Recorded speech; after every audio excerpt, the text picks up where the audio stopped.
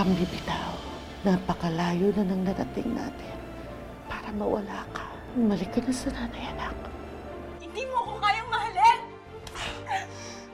Anak niyo pa rin ako! Hindi ba sila mabait? Idodonate ba nilang puso ng anak nila sa ibang tao? Lira yung pangalan nung bibigyan ng puso ni Angie. Kung sino man yung lirang yan, maswerte siya dahil meron siyang pangalawang buhay. I'm sorry. I'm sorry, Vanessa. I hope you understand. Mami. Mami ko. Lira, panay hanap niya ng mami. Kaya nga parang nataka ako di ba ina yung tawag niya sa inyo? Nabanggit pa sa'yo ni Zen kung saan yung kali na nangyari ng aksidente mo anak. Bakit? Talihid mo ako doon. Gusto kong makita kung saan nangyari yun.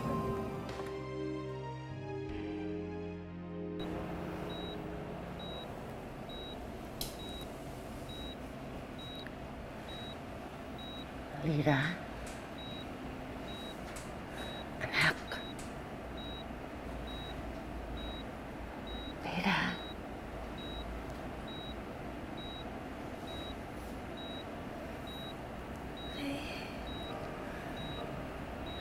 Sorry, anak, ha? Ginising kita. Pasensya ka na. Sabi kasi sa akin ni Dennis, na umungol ka daw kanina. Parang nananaginip ka daw. Pagkatapos may tinawag ka daw na mami. Mami? Sino naman ang tatawagin ko mami na eh? Pero, nananaginip ka pa talaga?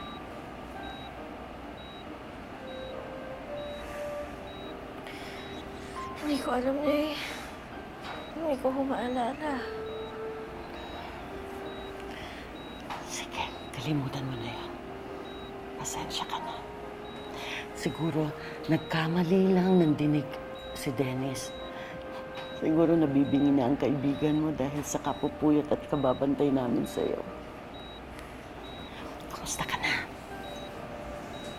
May masakit ba sa'yo?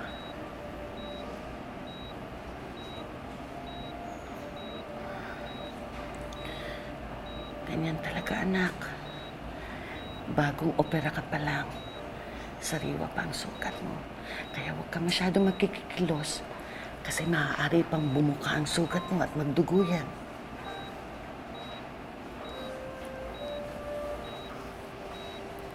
Alam mo ba, Nay? Natakot ho ako. Hindi po ako makapaniwala na masasurvive ko yung operasyon. Ang akala ko kasi katapusan ko na. Pero diba hindi nangyari ang kinatatakutan mo? Kasi nagdasal ako sa Diyos. Sinabi ko sa kanya na huwag kanyang kukunin sa akin kasi hindi ko kayang mawala ka. At pinakinggan niya ako. Ligtas ka.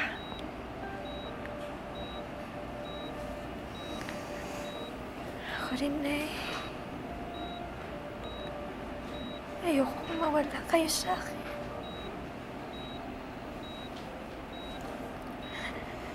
Ayoko mawala ako sa inyo.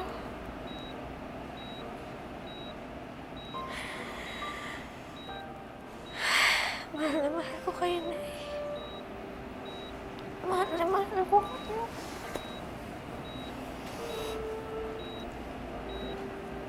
Mas mahal na mahal kita, anak.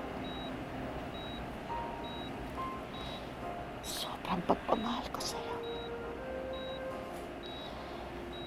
Kaya ang saya-saya ko dahil ligtas ka na. Pwede ba? Huwag kang iiyak.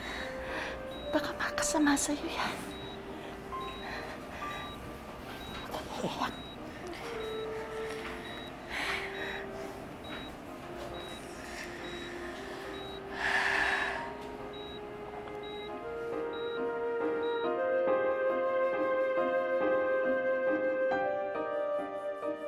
Tapos hindi lang siya nag-sorry sa akin. Hinakap niya pa ako ng mahigpit. Alam mo, ngayon ko lang naramdaman sa mami ko yun. Ngayon ko lang naramdaman na mahal niya pala ako. Alam mo, masyado kang kulang sa pansin. Siyempre, nasa morning stage pa yung mommy mo. Sana kasi, inintindi mo na lang kaysa nagtampu-tampuhan ka. Hindi pwede yun, no? Siyempre, masakit din sa feelings yung pinaparamdam sa yung unwanted ka. At yun yung lagi kong nararamdaman nung buhay pa si Angeline. Hindi mo na yan mararamdaman ngayon. Kawawang Angeline. Si Prince. Hello? Prince? Sino nga ulit yung Lira?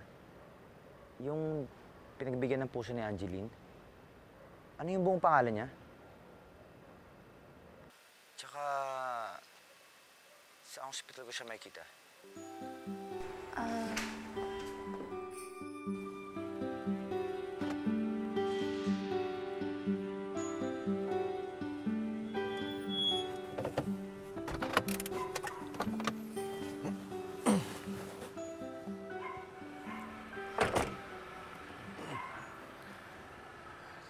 Ito na yon, Han. Itong lugar na to. Saan? Saan eksaktong bumagsak dito si Angeline? Gusto kong malaman kung saan siya eksaktong bumagsak, Leo. Halos dito na yon. Ito yung lugar na sinabi sa akin ni Senny.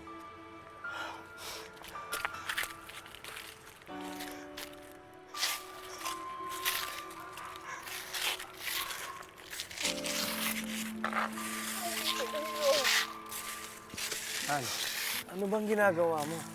Yung gamit niya, hinahanap ko yung gamit niya. Yung dugo. Kailangan kong malaman kung saan siya eksaktong bumagsak, Leo. Kailangan kong malaman kung saan siya bumagsak. Kailangan kong mahawakan. Kailangan kong Ano, mahawakan tigilan mo yun, na yan, Leo. Han. Saan ba dito? Dito ba? Dito ba? Saan ba? Sabihin mo sa akin. Tama na yan. Ano bang sabi Pinahihirapan sa'yo? mo lang yung sarili mo eh. Hindi, Leo. Kailangan ko malaman. Yung dugo niya, kailangan ko malaman. Turo ba sa akin? Ano bang Tama sabi na yan, sa'yo? tama na yan, Ano ha? bang sabi sa'yo?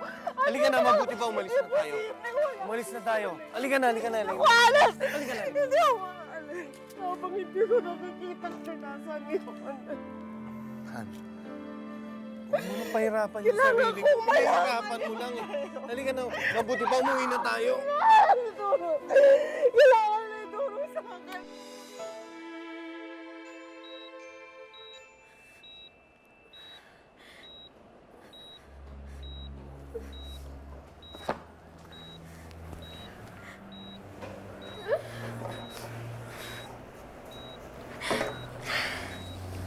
Anak? Anak? Lira? Anak? Umiiyak ka. Tumutulo ang luha mo habang natutulog ka.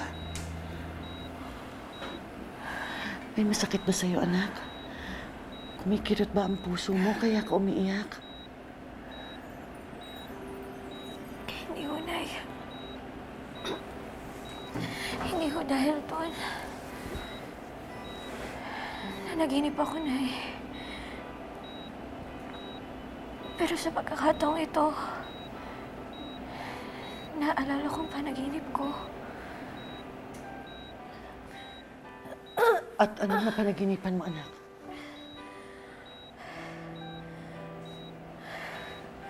May nakita akong dalawang tao. Pero hindi ko namumukaan kung sino sila. Kasi na'y madilim eh. Pero ang alam ko,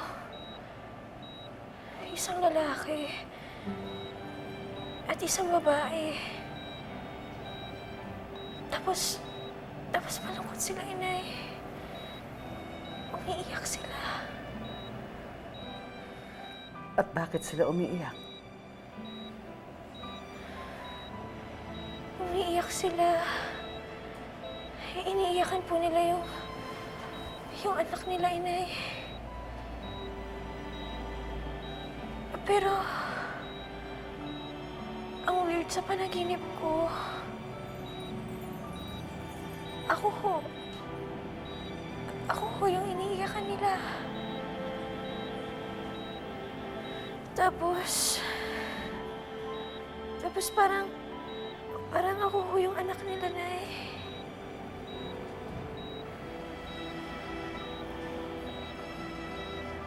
Nay, hindi ko kaya sina Mr. and Mrs. Saavedra yun. Yung mga magulang nang nag-donate ng puso. Ito na panaginipan ko, Nay. At bakit Nay, tingin niyo sila ba yun?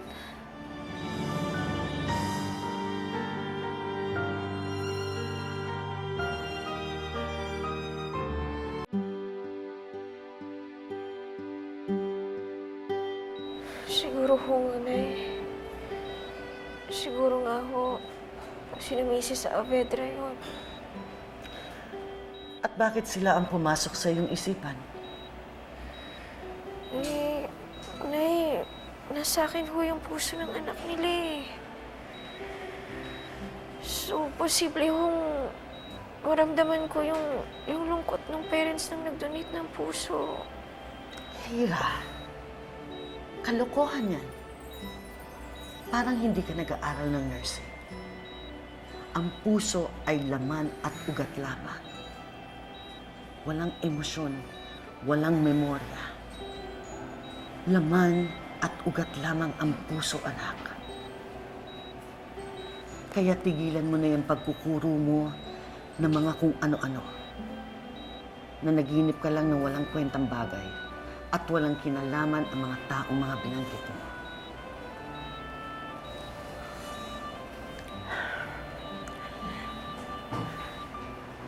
Kalimutan mo na ang napanaginipan mo, ha? Pahinga ka na lang ulit.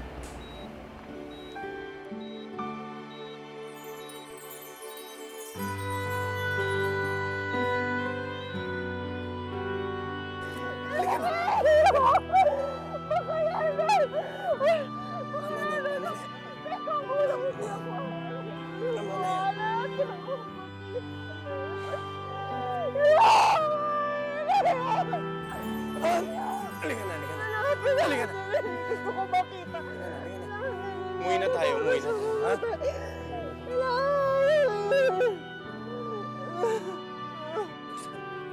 Saan?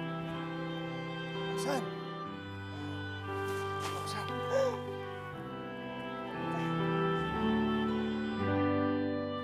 Hello, Vanessa. Naririnig mo ba ako? Ang sabi ko, sino si Lira? Tsaka, saan ko siya makita? Bakit mo ba tinatanong sa akin lahat to? Gusto ko siyang dalawin. Para makilala ko yung pinabigyan ng puso ng kapatid mo.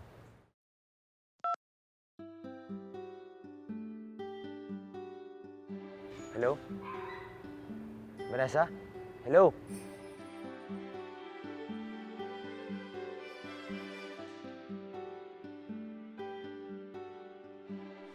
Ano? Gusto niya makilala si Lira? Hindi ko nga maintindihan kung bakit pa niya kailangan makilala si Lira. Dapat nga hindi na sila magkita ulit eh. Ang sabihin mo, nagsiselos ka lang. Kasi pag nakilala na Prince yung pinagbigyan ng puso ni Angeline, mas lalo kanyang hindi papansinin. Pwede ba, Jillian, umalis ka muna sa bahay ko? Ha? Easy.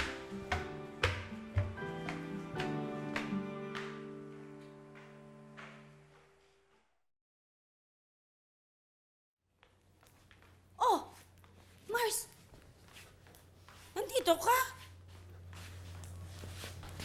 Ay, nagmamadali pa naman akong bumalik ng ospital. Uuwi ka rin pala. Eh, sino nagbabantay kay Lira? Ba't mo iniwan ang anak mo? Naiwan si Dennis doon, siya muna magbabantay. Gusto ko lang makasagap ng ibang hangin, Becky. Pakiramdam ko kasi nalulunod ako sa ospital. Teka, aba, ba't ka ganyan magsalita? Ano na naman ang nangyari?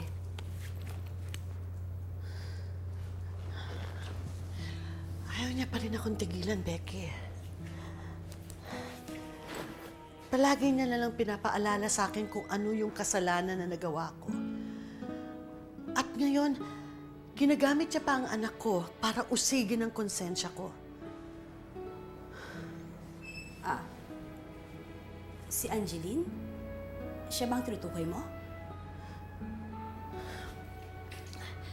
Nanaginip na naman si Lira. Nagsinungaling lang ako. Pero sa palagay ko tama siya. Ang napanaginipan niya ay sina Mr. and Mrs. Avedra.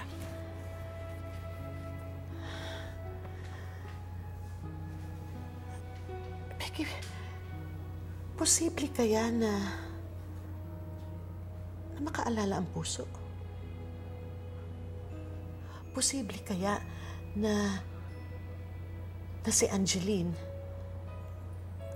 ay mabuhay muli dahil sa kanyang puso, pero ngayon, sa katauhan ni Lira?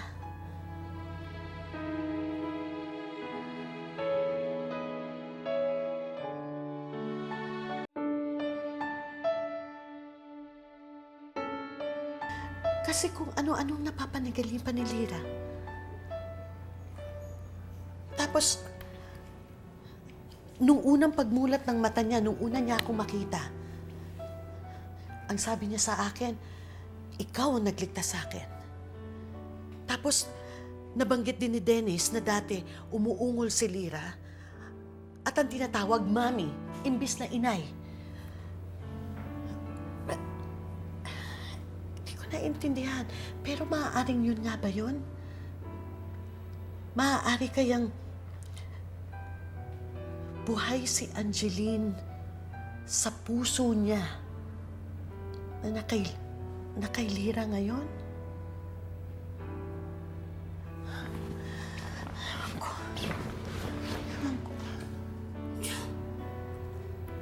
Ay, Mars? Ano ba yan? Ano ba yung mga sinasabi mo? Nakakaloka. Alam mo, kahit ikaw naman, di ba, sinasabi mo nakukonsensya ka. Kaya ang feeling ko, praning ka. Isa kang praning, malaking praning, oo. Kaya ang feeling mo, lahat-lahat na nangyayari sa inyo, sa'yo, sa anak mo, ay may kinalaman doon sa kasalanan mo sa Avedra. Sus ko naman, nakaligtas nga si Lira. Buhay nga ang anak mo. Pero parang ikaw naman itong magkakasakit. Parang awa mo na, pwede ba? Kontrolin mo nga yan sarili mo. Dahil wala akong plano na ikaw naman ang bantayan ko sa ospital. Ha? Umayos ka nga. Halika na. Ay, kung ano iniisip mo. Halika na, halika na. Oh, ito. Halika na, halika na. Sa tayo. Tama na yan. Halika na. Naghihintay si Lira doon. Halika na. Aray ko. Ito na yung mga gamit. Tama na yan. Halika na. Tama na yan. Halika na.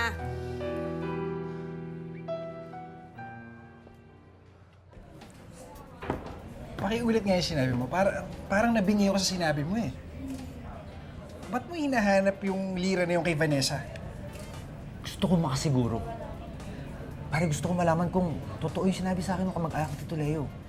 Nakausap ko na sa burol ni Angeline eh. Baka daw pwede pang mabuhay si Angeline. Dahil buhay pa yung puso niya. Pare, gusto kong malaman kung sino si Lira. Kung nasaan siya.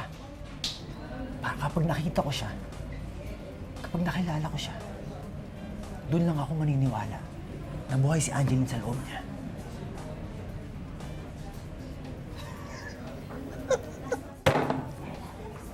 Baliw. Alam mo, baliw ka na talaga. Tingin ko yung iniinom mong alak, umabot na yun sa utak mo eh. Narinig ko ba yung sarili mo? Pati ako nababaliw eh. Alam mo, malala ka na. Buti pa uminom na lang tayo. Uy.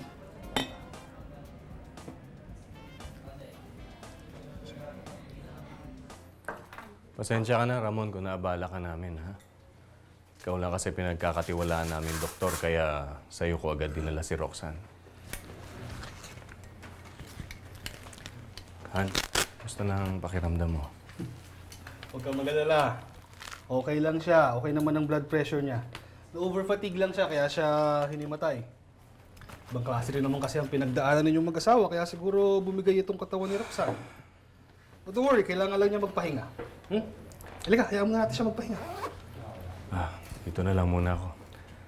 Salamat ulit, Ramon. Okay, okay, Leo. If you need me, nasa taas lang ako, ha?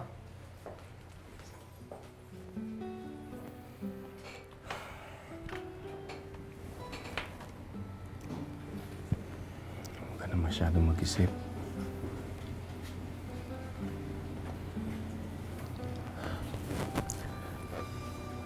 Kailangan ka namin, Han. Kailangan ka namin ng anak mo.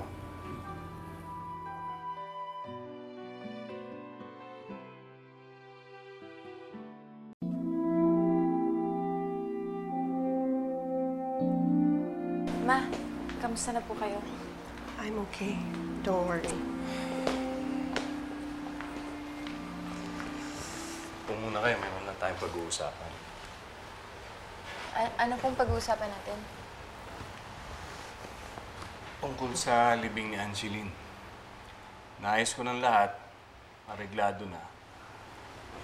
Sa linggo na yung libing niya. Pwede bang hindi muna sa linggo? Ayoko pa. Gusto ko pang makasama ang anak natin. Han, 1 linggo nang nakaburol yung anak natin. Hindi na natin pwedeng patagalin pa to. Mahawa ka naman dun sa bata. Isa pa, awang-awa na rin ako sa kalagayan mo. Masyado ka nang drained. Pero Leo, Ma, alam mo, sa tingin ko tama si Daddy. Pinapahirapan na natin masyado yung katawan ni Angeline. Siguro panahon na para makapagpahinga na siya. Sundin na lang po natin si Daddy.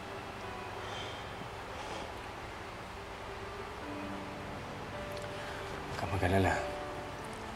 Ako nang bahalang kumontak sa mga kamag-anak at kaibigan natin para malaman nila kung kailan ang libing. Okay? Sige.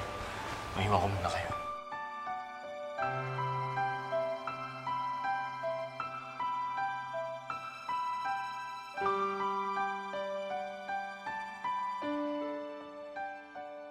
Ang bilis ng recovery rate ni Lyra, pati kami nagugulat. Pwede na namin siyang ilipat from the recovery room to a regular room. Mabuti naman po kung ganun, doktora. Oo, tapos na ang delikadong phase ni Lyra. Pero alam mo naman, Zenny, marami pa tayong gagawin. She will be under maintenance meds for the rest of her life para hindi i-reject ng katawan niya ang puso. Naiintindihan ko po, doktora. Ang mahalaga lang po sa akin ngayon, okay na po ang anak ko. Mukha namang sa lagay ng mga bagay-bagay, tuloy-tuloy na yung recovery ni Lyra. Ang swerte mo, nakahanap kayo ng perfect match na puso para sa kanya. Yun nga po sana ang itatanong ko sa inyo, doktora. Kaya ako nagpunta sa inyo. Hindi po ba't kilala nyo ang mga sa Avedra? Kasi po, hindi ko alam kung paano sila kukontakin. Kasi hindi pa ako nakakapagpasalamat simula ng operasyon. Well, I don't know them personally, pero I heard from the director ng ospital na ngayong linggo ililibing yung anak nila. Alam niyo po ba kung saan ililibing? Kausapin niyo yung director ng hospital. He knows the Saavedras personally. Para masabi niya sa inyo kung saan ililibing si Angeline, para makiramay kayo sa mga taong napagkakautangan niyo ng loob.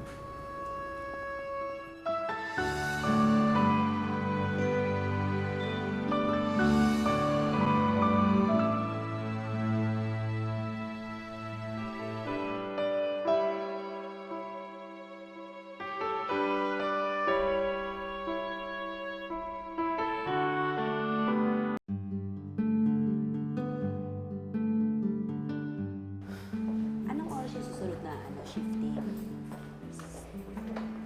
6 hours ba kayo? Mars, Ay, Mars! Ano? Alam mo na ba kung kailan yung libing sa kung saan? Alam ko na. Mapupunta ka ba? Kailangan. Kailangan magpakita ako doon. Kaya lang, Mars, nag-aalala ako eh. Ba't ka naman nag-aalala?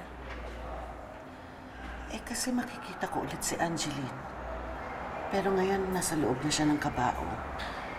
May hindi ko alam kung ano magiging reaksyon ko. Baka mamaya, lalo lang akong makonsensya.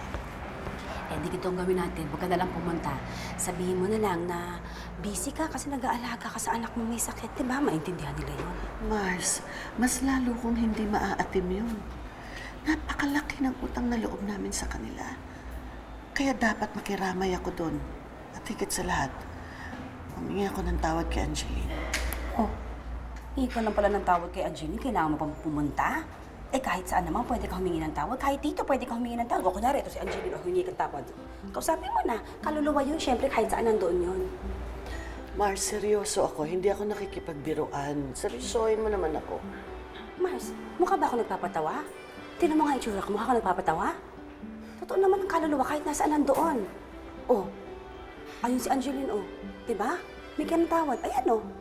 Ayun na nga si Angeline, lagot ka.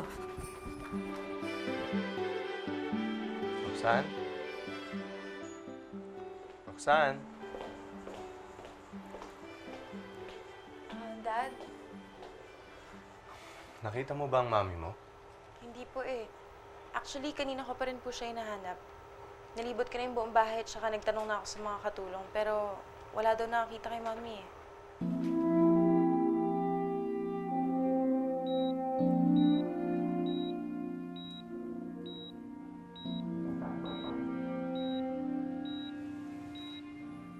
Prince?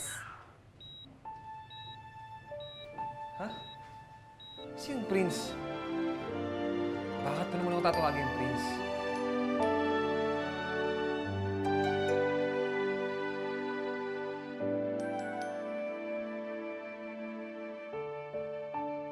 Sinusumpa ako ang may kagagawa nito sa'yo.